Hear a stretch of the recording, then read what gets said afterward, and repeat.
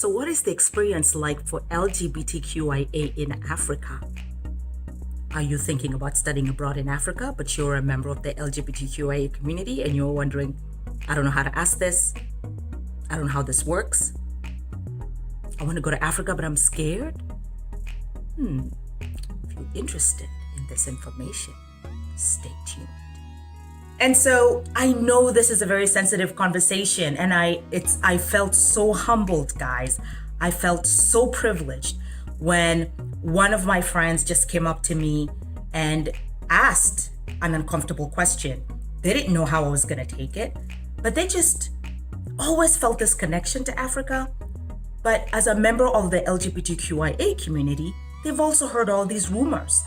And so they were like, Kadzowe, what is it like to be a member of the LGBTQIA community and the experience in Africa? Is it safe to go? And so I decided to put this video together to be able to share with you this information. So the great answer is, and it may surprise a lot of you, I think, because of what you've been reading in the media, yes, it is safe for you to visit Africa if you're a member of the LGBTQIA community. Whether you're studying abroad, visiting a family, or I want to go there with your partner, it is okay for you to go. And I'm going to share with you some tips that you can at least consider as you explore Africa.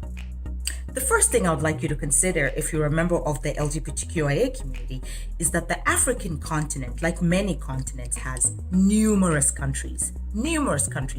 It takes 3 United States of America to fill up the whole of Africa. So that can give you the magnitude. So when you are thinking Africa, you got to think about the countries that either your study abroad program has you going or the countries in which you would like to explore. And what I have done to supplement this video is share with you, and I will share this in the video a little later, is a map of the places, the countries in Africa that are LGBTQIA friendly, the levels of LGBTQIA friendliness, so that can provide you a resource into deciding where it is that you would like to go. For the most part, most urban areas are perfectly fine for you to visit. They're mostly, cosmopolitan. In fact, in my country, Kenya, Nairobi is a cosmopolitan city. It's exactly like New York City. And so you should be perfectly fine. And if you are venturing out into the rural areas, the only suggestion I have for you is, like most other rural areas, you just want to see if you can kind of adhere to the cultural norms. But the urban areas are pretty much A-okay and pretty much what you are familiar with. So I alluded to the cultural norms, right? So let's say you are kind of going into a remote area, or you're venturing out and you're a little nervous about your safety, or you're just nervous basically because this is a new country and experience for you. Well, here's the tip that I have as I share with you. What is really interesting is in a lot of African countries, including my own, the cultural norms are intimacy is reserved. And this is across the board, even in heterosexual relationships. Intimacy is not something that is publicly displayed. And so that goes across any sexuality. And so for that reason, there's a humility there that you would exercise in terms of how you present yourself to the people that you're kind of working with. I think it is properly and appropriate for you to introduce yourself with your partner or your friend. In fact, that's usually the case for all of us. Even those of us in heterosexual relationships, we introduce our significant others as our friends, and that just, it stops at that.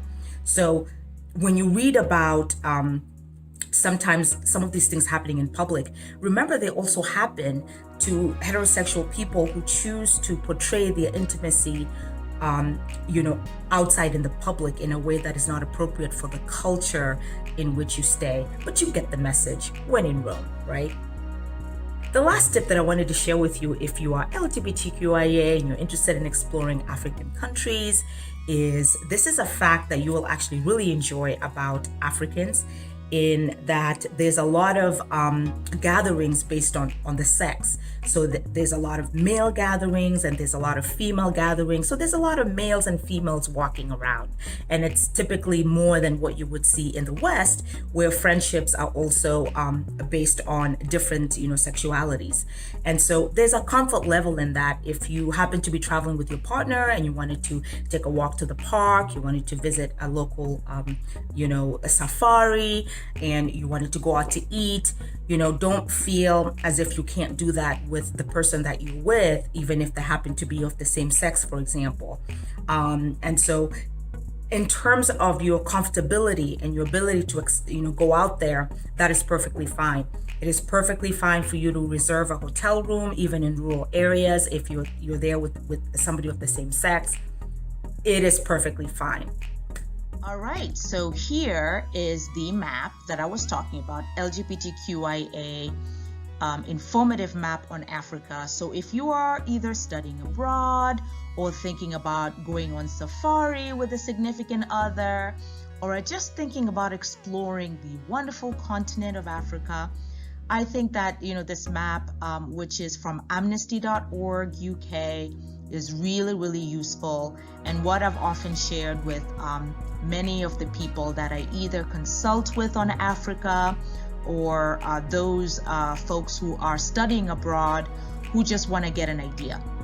So you'll see that I took the liberty to highlight the places where being of LGBTQIA status is legal.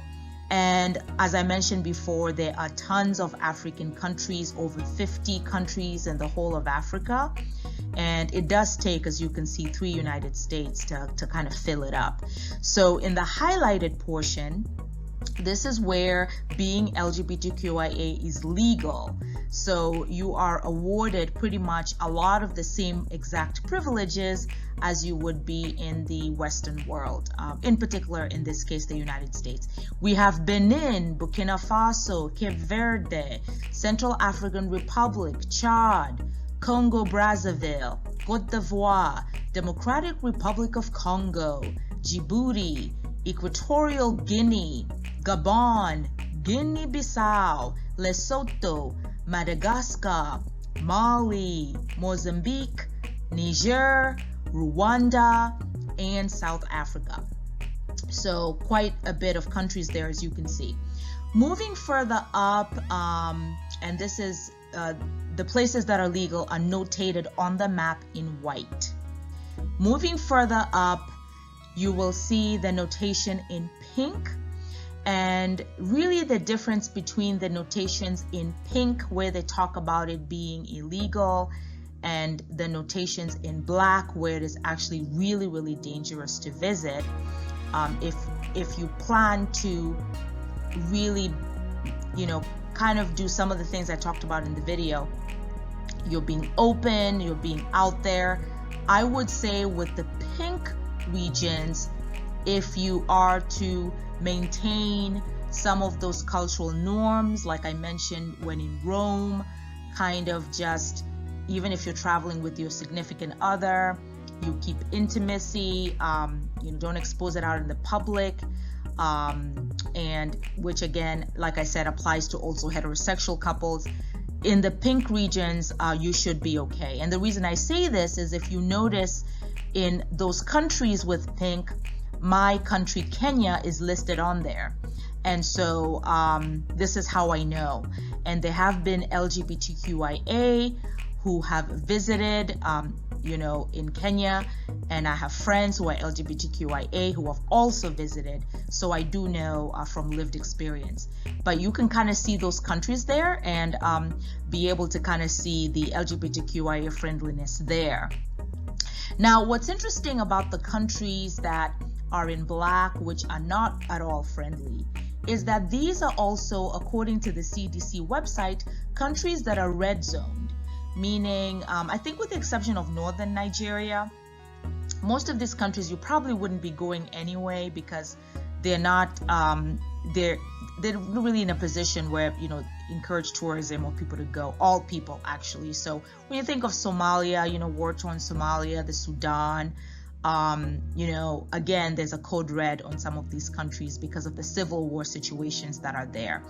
But all right, so I'll wrap it up there. I'm not going to talk too much, but hopefully I did some research to share with you this map, and hopefully it is helpful for you as you consider your exploration towards Africa. And if this updates, I will definitely do another video, but as of right now, this is where things stand.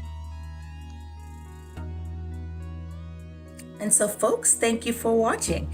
And I hope that sharing with you that map on LGBTQIA friendliness in Africa, talking about those countries and their levels of approach when it comes to the LGBTQIA community, I know is important for you as you plan your next trip to the continent. Again, thank you for watching. And remember, if we celebrate who we are, we gain a deeper understanding of self. Until my next video, bye.